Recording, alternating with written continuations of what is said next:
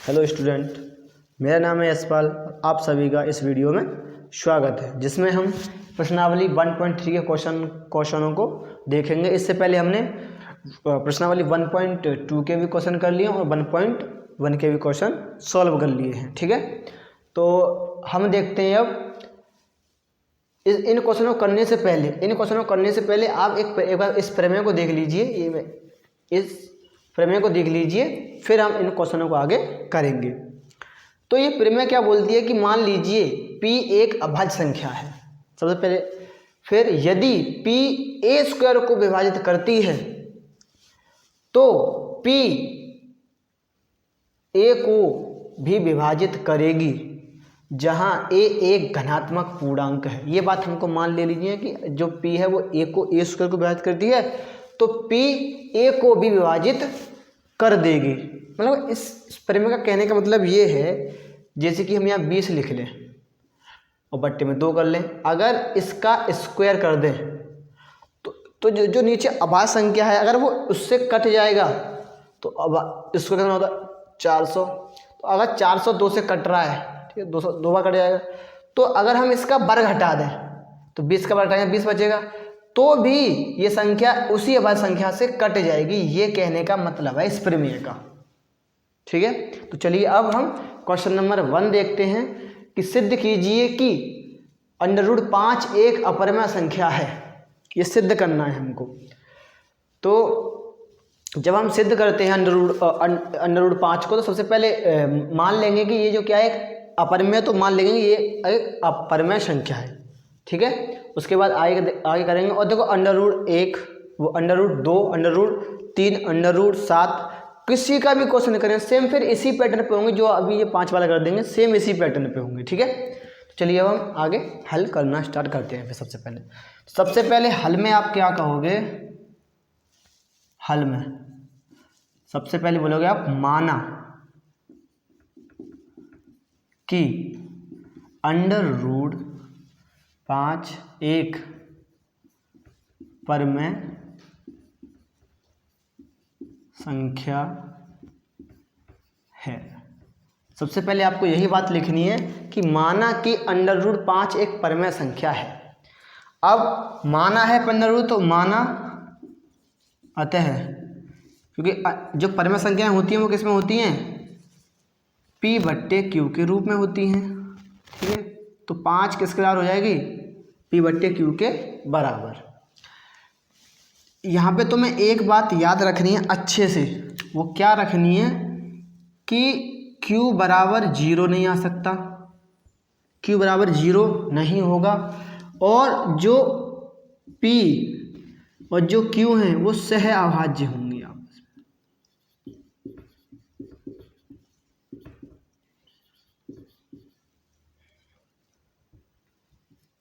होंगी। ये बात याद रखनी है। ठीक है, ये वाली बात, q बराबर 0 नहीं आएगा, और जो p और q है वो एक दूसरे की क्या होंगी? सहअभाज्य। अब सहअभाज्य क्या होती हैं? वे संख्याएं होती हैं जिनका उभयनिष्ठ गुणनखंड, मैं यहाँ लिख दे रहा हूँ यहाँ पे, जिनका उभयनिष्ठ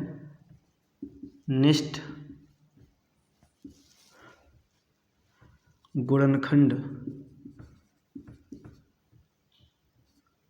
एक हो।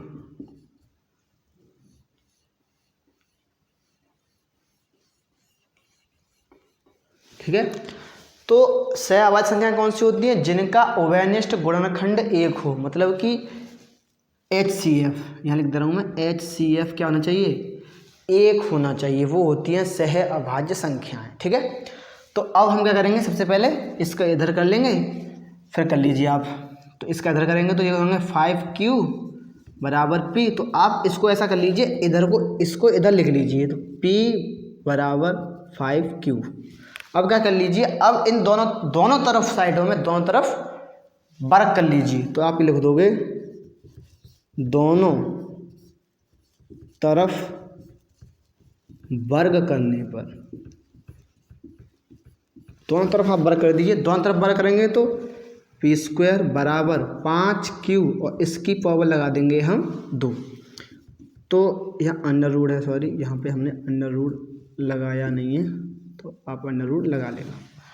तो अब हम देखेंगे यहाँ पे अंडर रूट 5 में है, पावर लगी है, तो अंडर रूट से अंडर रूट तो कट जाएगा, तो अंडर रूट से तो अंडर रूट कट जाएगा, तो बचेंगे केवल 5 और क्यू की पावर हो जाएगी 2। अब आप यहाँ से क्या करिए, क्यू की वैल्यू निकाल लीजिए। तो क्यू की वैल्यू निकालिए तो 5 इधर लेकर आएंगे, तो पी इधर आएंगे तो बट्टे में आएंगे बराबर 5 और क्यू की वैल्यू 2। ऐसा कर लीजिए, आप इसको उल्टा कर लीजिए, तो आप लिख लीजिए क्यू बराबर पी क्यू बट्टे, मैंने सेम यही वाली वैल्यू को रिवर्स कर दिया, यहाँ पे कुछ भी चेंज नहीं किया। यहाँ पे भी सेम मैंने क्या किया था, ये जो वैल्यू लिखी है यहाँ पे मैंने सेम कर दिया था, ठीक है। तो ये केवल इधर ले लिए जो दिखने में। अब आप क्या करिए, इसको इस वाली वैल्यू को समीकरण 1 मान लीजिए, ठीक है।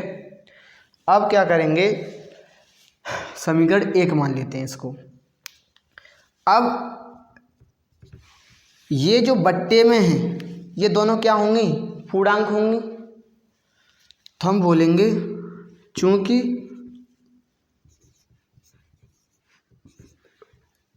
पी स्क्वायर बट्टे 5 एक पूर्णांक है, पूर्णांक है, इसीलिए पी स्क्वायर 5 से विभाजित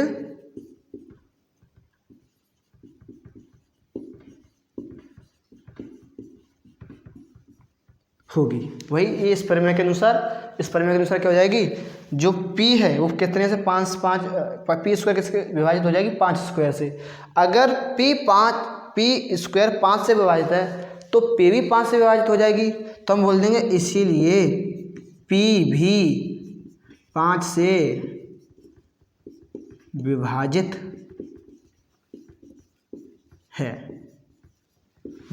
है, ठीक है। अब यहाँ से आप p लिख लीजिए, तो हम अगर विभाजित तो हम क्या लिख सकते हैं, हम इसको लिख सकते हैं p बट्टे में 5। अब इस वैल्यू को अगर हम कुछ सॉल्व करेंगे तो कुछ मान आएगा, और उस मान को हम मान ले रहे हैं k1। जो भी सॉल्व करने पर जो भी आए वो क्या आएगा, k1 आएगा, हमने मान लिया, ठीक है। तो आप क्या कर लीजिए, अब इसको आप मान लीजिए समीकरण, यहाँ पे आप माना समीकरण दूसरा, अभी मत मानिए इसको, आप कहे पहले p की वैल्यू निकाल लीजिए, फिर समीकरण दूसरा, k की वैल्यू निकालिए, फिर समीकरण दूसरा निकालिए। तो k की वैल्यू निकालेंगे तो मैं इधर कर दे रहा हूँ, तो ये इधर आ जाएगा, तो ये 5 इधर जाएगा, तो p बराबर 5 k1, ये आ गई p की वैल्यू, ठीक है। तो p की वैल्यू निकाली हमने यहाँ से। अब इसको आप मान लीजिए समीकरण दूसरा, इसको मान लीजिए। अब क्या करिए, जो p की वैल्यू आई है, वो आप समीकरण 1 में रख दीजिए। तो आप यहाँ लिखेंगे, यहाँ p का मान समीकरण 1 में रखने पर, समीकरण 1 में रखेंगे तो क्यू स्क्वायर बराबर p का मान कितना दे रखा है यहाँ पे, 5k1, इसकी यहाँ पावर स्क्वायर, इस पावर लगी तो पावर लगा देंगे 2, और बट्टे में कितना था 5, तो 5, ठीक है। अब इसको हम सॉल्व करेंगे तो 5 25 25, और k की पावर कितनी लग जाएगी, k की पावर लग जाएगी 2, और बट्टे में 5। अगर 5 से काटेंगे तो कितनी आ जाएगी, यहाँ आ जाएगी q स्क्वायर बराबर 5k की पावर 1, ये हमारी आ गई, ठीक है। अब क्या कर लिए, यहाँ से आप k2 की वैल्यू निकाल लीजिए। तो k2 की वैल्यू निकालेंगे तो कितना आ जाएगा, q, और 5 इधर लाएंगे तो किस में आ जाएंगे, बट्टे में बराबर k1 स्क्वायर की पावर ये आ गई, ठीक है। मतलब कि आप इसको ऐसे लिख लीजिए, चाहे k स्क्वायर बराबर q बट्टे में 5, इसको आप समीकरण मान लीजिए तीसरा, ठीक है। देखो मैंने ये केवल क्या किया है, ये इधर लिख दिया और ये इधर लिख दिया, उससे कुछ चेंज नहीं किया मैंने, ठीक है, समझने के लिए। तो थोड़ा सा मैं इसको इरेज कर देता हूँ। चलिए, तो अब यहाँ से हम यहाँ बोल सकते हैं जो Q बट्टे जो 5 है वो एक क्या है, एक पूर्णांक है, एक पूर्णांक है, क्योंकि बट्टे में तो बट्टे में होगा तो क्या होता है, पूर्णांक होता है। अब हम इसीलिए क्या बोलेंगे, Q स्क्वायर 5 से विभाजित होगा,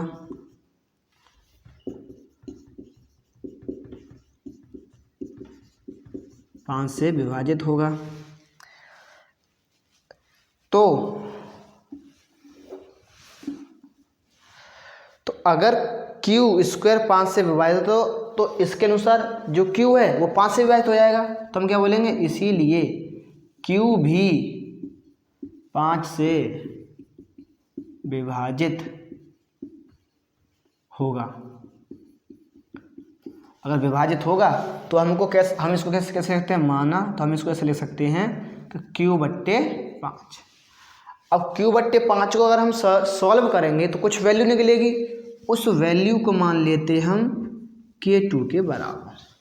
ठीक है, K2 के बराबर। अब यहाँ से आप Q की वैल्यू निकाल लीजिए, तो ये 5 इधर जाएंगे, Q बराबर 5K2, इसको मान लीजिए आप समीकरण चौथा।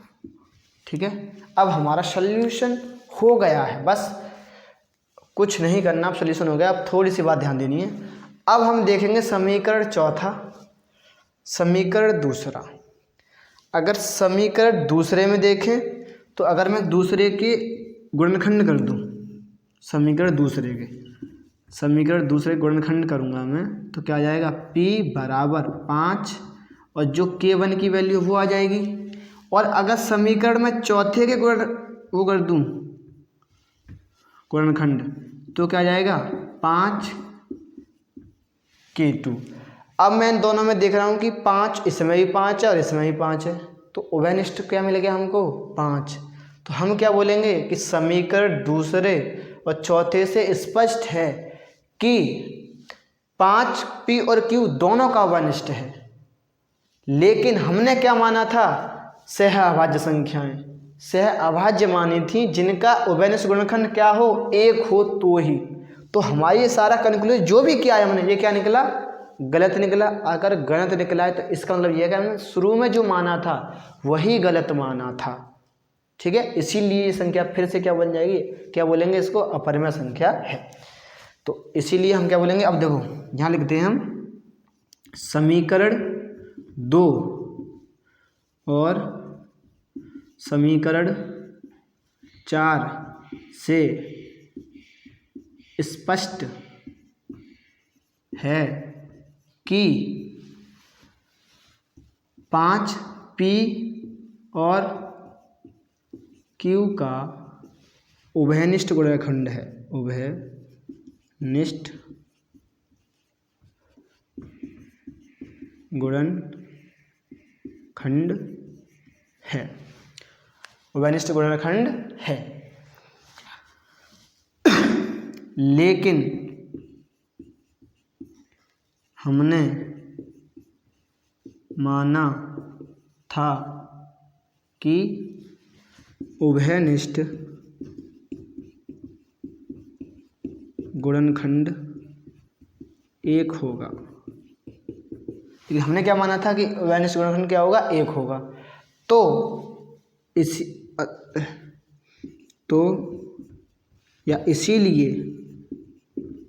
इसीलिए हमारा कथन असत्य है। ठीक है, इसीलिए हमारा जो कथन माना था वो क्या था, असत्य है। अतः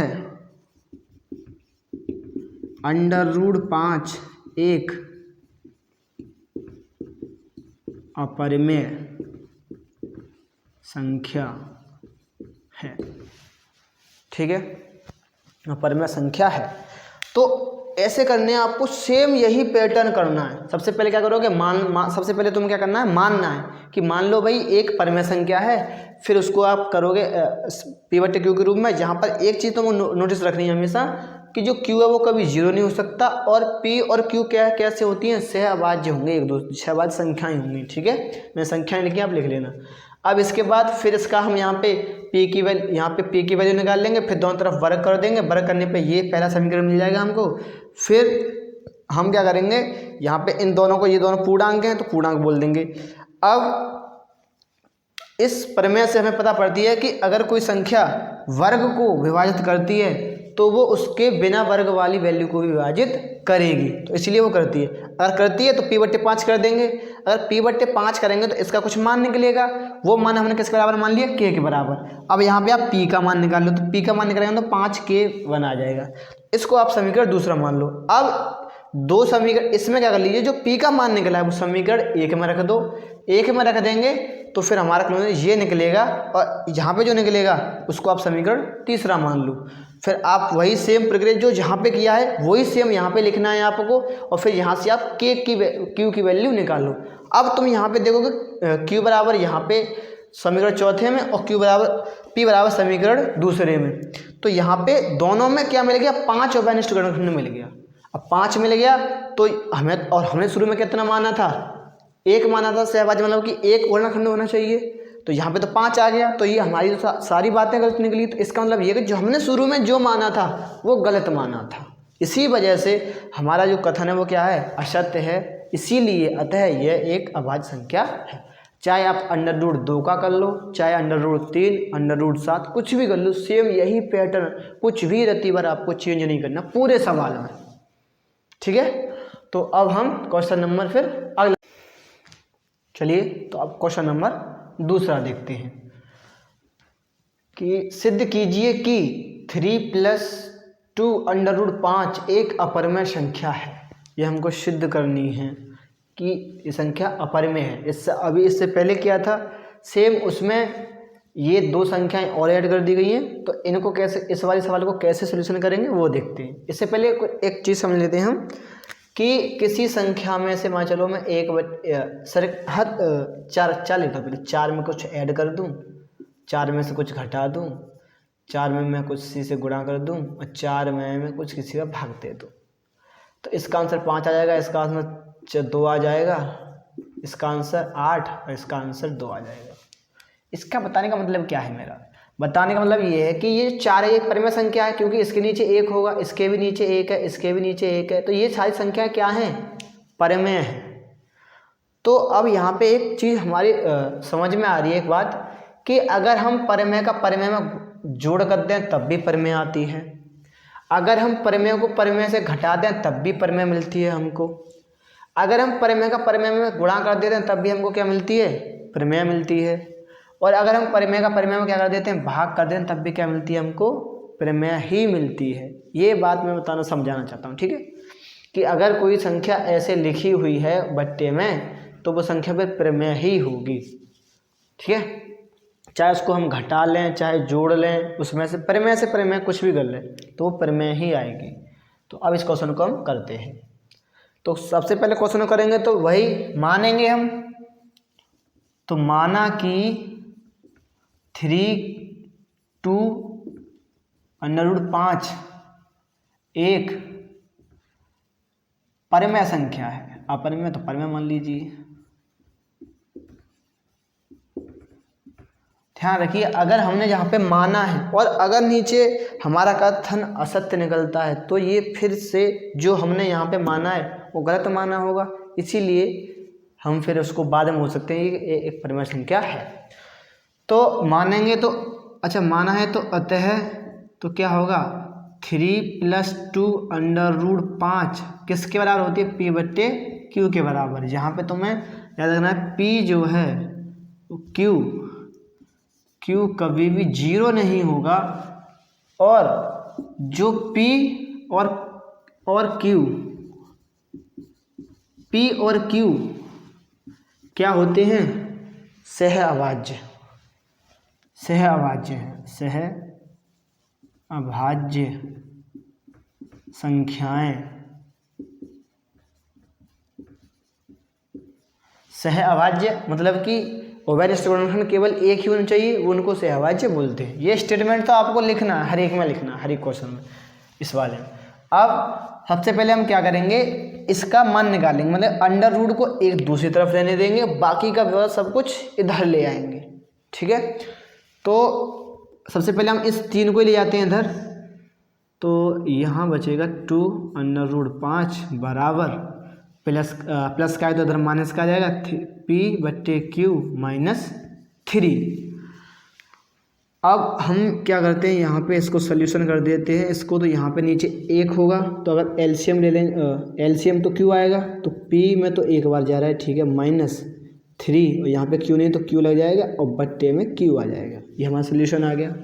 अब ये दो इधर लाएंगे तो किसमें आ जाएंगे, बट्टे मतलब कि q के इक्वेशन में, तो p - 3q और 2q ये आ गया।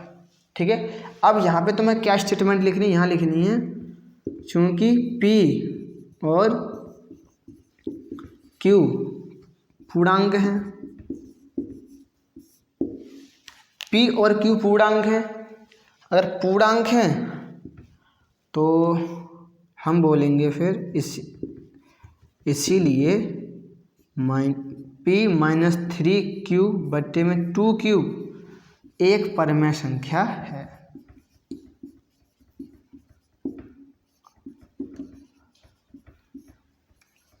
एक परमेय संख्या है, लेकिन हम यहाँ पे इसको हम परमेय बोल रहे हैं, लेकिन ये किसके बराबर है, √5 के बराबर। √5 क्या है, अभी मैंने इससे पहला सोल्यूशन कहते हैं √5 एक अपरिमेय संख्या है, तो हम क्या बोलेंगे, लेकिन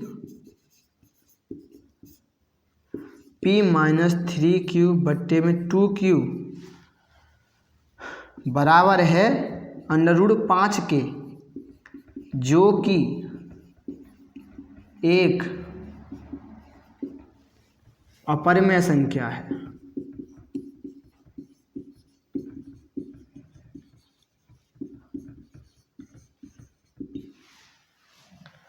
अपरिमेय संख्या है, तो हम क्या बोलेंगे, इसीलिए p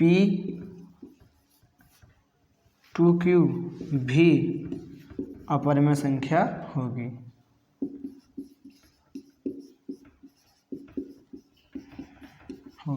अपरिमेय होगी इसीलिए क्योंकि अगर √5 है, इसके बराबर ये है, तो ये भी क्योंकि क्या होगी, एक अपरिमेय संख्या होगी। तो हमने यहाँ पे तो बोला ये परिमेय संख्या, लेकिन यहाँ क्या बोल रहे हैं, अपरिमेय, तो हम क्या बोलेंगे, अतः हमारा कथन असत्य है। लेकिन असत्य है तो हमने जो शुरू में माना था वो गलत मान लिया है, तो हम क्या बोलेंगे फिर, इसीलिए 3 + 2 √5 एक अपरिमेय संख्या होगी। बस इतनी सी बात आपको सेम यही करना है, कुछ भी चेंज नहीं करना, आप यही कर लीजिए, नंबर फुल में से फुल मिलेंगे। तो अब क्वेश्चन नंबर 3 भी सेम इसी, तो अब इस प्रश्नावली का लास्ट प्रश्न है, 3 है, प्रश्न नंबर संख्या 3, जिसमें 3 ही क्वेश्चन दे रखे हैं। तो सेम जो दूसरा क्वेश्चन किया था सेम उसी पैटर्न पे करना, मतलब कि एक तरफ हमको अंडर रूट वाली संख्या ले आनी है, उसके बाद इधर ले आनी है, सो हम वही स्टेटमेंट लिख देंगे, सो हमारा आंसर आ जाएगा। सबसे पहले हम क्वेश्चन नंबर 1 करते हैं। तो क्वेश्चन नंबर 1 को सोल्यूशन करोगे तो सेम वहीं से स्टार्ट कर दोगे। क्या करोगे कि माना 1/2 एक परिमेय संख्या है,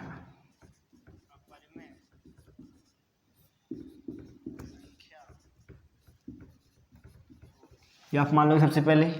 फिर क्या करोगे, अतः, और माना है तो अतः 1/√2 किसकी होगी, p/q के। यहाँ पर जो Q है वो कभी जीरो नहीं हो सकता, और P और Q क्या है, सह अभाज्य है।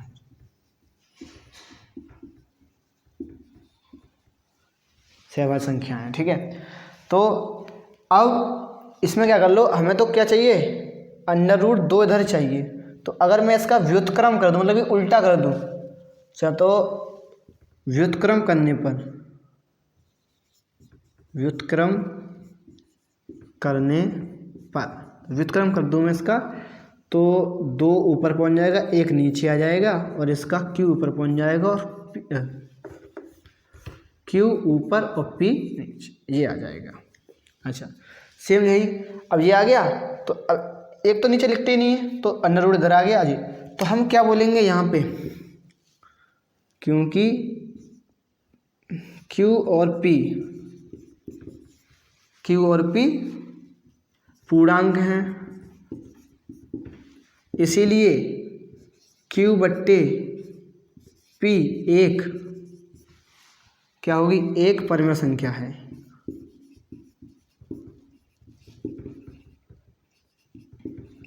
परिमेय संख्या है, लेकिन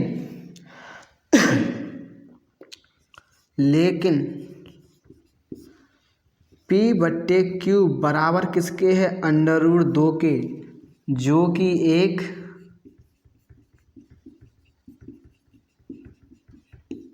अपरिमेय संख्या है। इसीलिए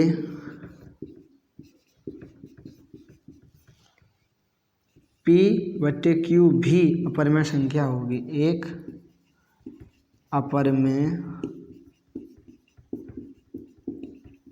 संख्या होगी। तो आप क्या बोलोगे, अतः हमारा कथन असत्य है। अगर हमारा कथन असत्य है तो हमने जो शुरू में माना था वो क्या मान लिया था, गलत। तो इसीलिए हम क्या बोलेंगे, इसीलिए 1 बट्टे अंडर रूट 2 एक अपरिमेय संख्या है।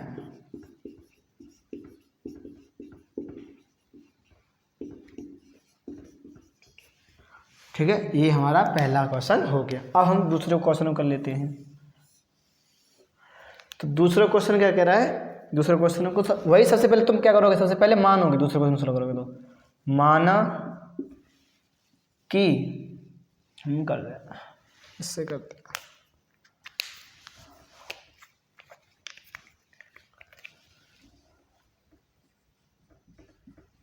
माना कि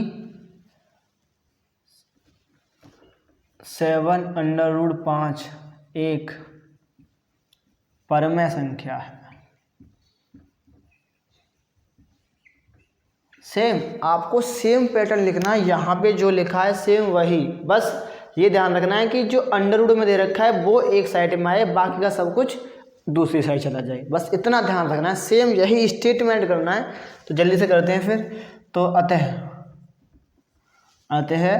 7 अंडर रूट 5 किसके बराबर जाएंगे, P बट्टे Q के, जहाँ आपको पता है Q बराबर 0 नहीं है और P और Q सह अभाज्य है। तो आप देख लो, आप इसको कहाँ ले जाओगे, इधर, और इधर अगर इसको ले जाओगे तो किस में आएगी ये, तो ये गुणा में जाएगी, तो अंडर रूट 5 बराबर P बट्टे 7Q। तो अब यहाँ पे आप क्या बोलोगे, वही P और Q पूर्णांक हैं, इसीलिए P बट्टे 7Q एक परिमेय संख्या है, एक परिमेय संख्या है। लेकिन P 7 बराबर किसके, √5 के, जो कि एक अपरिमेय संख्या है।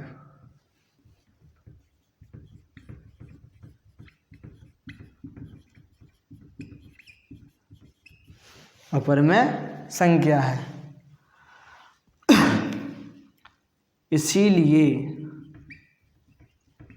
इसीलिए P7Q भी एक अपरिमेय संख्या होगी। तो हमने यहाँ तो बोला अपरिमेय और यहाँ बोला अपरिमेय, तो जो हमने शुरू में माना था वो क्या मान लिया, गलत। तो हम क्या बोलेंगे, अतः हमारा कथन असत्य है। और अगर कथन असत्य है तो जो शुरू में माना था वो हमने गलत मान लिया है। तो क्या माना था शुरू में हमने गलत, परिमेय संख्या है। इसीलिए आप क्या बोलेंगे, इसीलिए 7√5 एक परिमेय संख्या है, एक परिमेय संख्या है। ठीक है, अब हम क्वेश्चन नंबर 3 कर ले रहे हैं यहाँ पे। तो क्वेश्चन नंबर 3 में सेम, बस 2 एक साइड लेने और 6 इधर ले जाने, बस इतना सा काम है। सेम वही यही पैटर्न फिर से चलेगा, जो जहाँ पे चला है वो यहाँ पे चला है, और सेम इसी क्वेश्चन में वो भी चलेगा। तीसरे में वही आप क्या कहा, सबसे पहले माना 6 + √2 एक परिमेय संख्या है।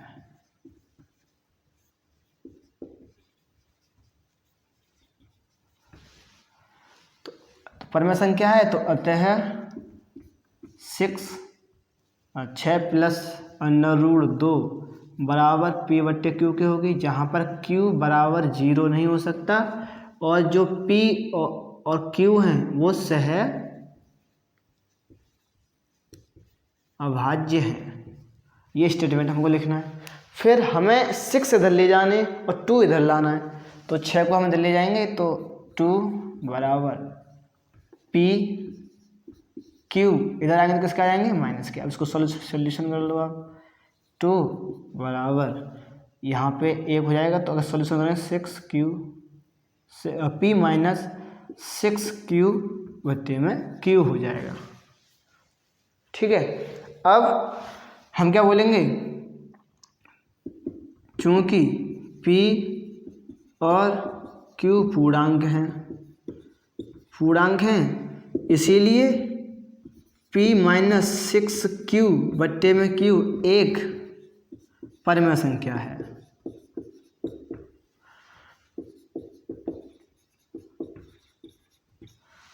अब परिमेय संख्या है, लेकिन हम देख रहे हैं किसके साथ दे रखी है, √2 के बराबर। तो हम क्या लिखेंगे, लेकिन P - 6Q बट्टे में Q बराबर है 2 √2 के, जो कि एक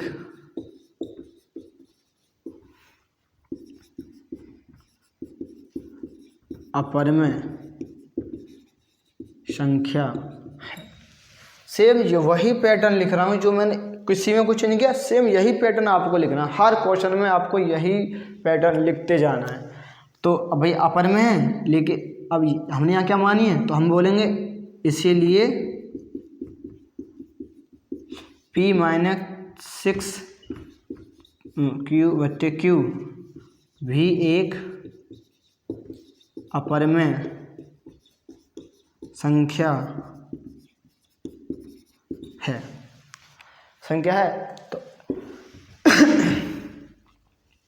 तो क्या बोलेंगे, अतः हमारा कथन असत्य है। अगर हमारा कथन असत्य है तो जो हमने शुरू में माना था वो क्या मान लिया, गलत मान लिया। इसीलिए बोलेंगे हम, इसीलिए 6 + √2 एक परिमेय संख्या है। जी हो गए सॉल्यूशन सारे। ठीक है, तो अगर आपको कहीं भी डाउट हो क्वेश्चन में तो कमेंट बॉक्स में बताइएगा, और अगर वीडियो अच्छी लगती हो तो लाइक शेयर और चैनल को सब्सक्राइब जरूर कर लें, जिससे कि मैं और वीडियो जो भी बनाऊंगा वो आपको, और नोटिफिकेशन को भी दबा लें जिससे कि मैं और जो वीडियो अपलोड करूंगा वो आपसे नोटिफिकेशन पहुंच जाए और आप देख लो। तो अगर कहीं भी कोई भी डाउट हो तो आप कमेंट्स में बता सकते हैं। वैसे तो मैंने बहुत अच्छे तरीके से समझाया कि आपके शायद ही समझ में आ गया होगा, तो फिर भी अगर कोई डाउट हो तो आप क्वेश्चन में कमेंट बॉक्स में बता सकते हैं, नहीं तो मैं अपना व्हाट्सअप नंबर डिस्क्रिप्शन में लिख दूंगा, केवल उस पर व्हाट्सअप करें, कॉल ना करें अगर कोई आपको दिक्कत है तो। और वीडियो को शेयर कमेंट लाइक करें जिससे कि हमें और वीडियो बनाने का प्रोत्साहन मिलता है। तो मिलते हैं अगले वीडियो में फिर, तब तक के लिए जय हिंद जय भारत।